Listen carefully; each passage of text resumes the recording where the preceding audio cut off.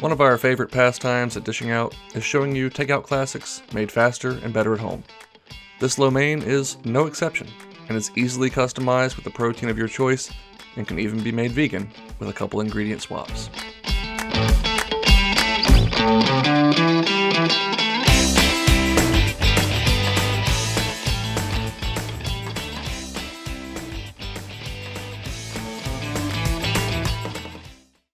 As always with any stir-fry dish, we're going to get all of our prep work out of the way first. So I am going to go ahead and cut the sides off of one bell pepper and give that a nice julienne, or a thin cut from pole to pole.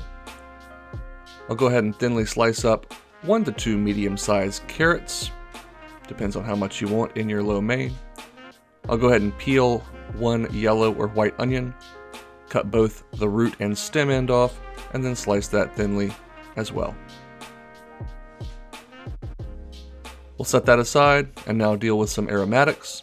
I've got about 1 to 1.5 tablespoons of ginger here that I'm going to peel, slice, and thinly dice. And I'll do the same with a couple of cloves of garlic. Again, you want about 1 to 1.5 tablespoons total once you're all said and done. Now you can't have Asian style cooking without green onions with your ginger and garlic, so I'm going to thinly slice the tops off for garnish and then dice up the light greens and whites. We'll put that in our stir fry directly. Alright, let's make a sauce. I've got 2 teaspoons here of cornstarch, just slightly less than 1 tablespoon of brown sugar. You can put the full tablespoon in if you like it nice and sweet. About a teaspoon of toasted sesame oil, about 2 teaspoons of reduced sodium soy sauce, 1 teaspoon of dark soy sauce. You can get that online or in an Asian grocery store if you can't find it in your normal grocery store, and 2 tablespoons of oyster sauce. Just sub that for hoisin sauce if you want to keep this vegan, and use vegetable stock in place of what I'm using, which is about 1/2 to 2/3 of a cup of chicken stock. That's all we need for our sauce, so I'm just going to whisk that so that everything is nice and thoroughly combined. And optionally, you can toss in a couple teaspoons or a tablespoon of sriracha or sambal if you want a nice cake of heat, which, of course, I do. Once that's nice and thoroughly whisked to combine, I'm going to add a couple tablespoons of oil. You could use vegetable oil. I'm using olive oil because it's what I prefer to cook with, to a wok or large skillet over high heat, and add in about 1 pound of protein of your choice. I'm using chicken. You could use beef, shrimp, tofu, really anything that you like here. Just give it a stir for 3 to 4 minutes until it is most of the way cooked through and has a nice brown color on the outside. Once we've accomplished that, we'll go ahead and remove it to a bowl to rest and set aside. And then we'll start cooking our vegetables in that same skillet. I'm adding in 8 ounces of pre-cut shiitake mushrooms. You could use button or cremini as well. And adding in those carrots. Add an extra splash of oil if you feel like you need to. Go ahead and cook those for 2 to 3 minutes to give them a head start. Those mushrooms are fibrous and the carrots are hard. Let's talk about noodles for a moment. I'm using these pre-cooked Chinese stir-fry noodles, but you could definitely use dry lo mein noodles or pre-cooked Chinese egg noodles. You just want about 16 ounces when they're cooked. Next up, we're going to add in our bell pepper and onion. Give that a couple minutes to start to soften. I do not want to obliterate these vegetables. I want them to have a nice bite to them at the end, but we definitely want to soften them slightly. So once you feel like you've accomplished that, add in those green pepper, light greens and whites. Stir those around. Return your protein to the skillet or wok. Add in your sauce,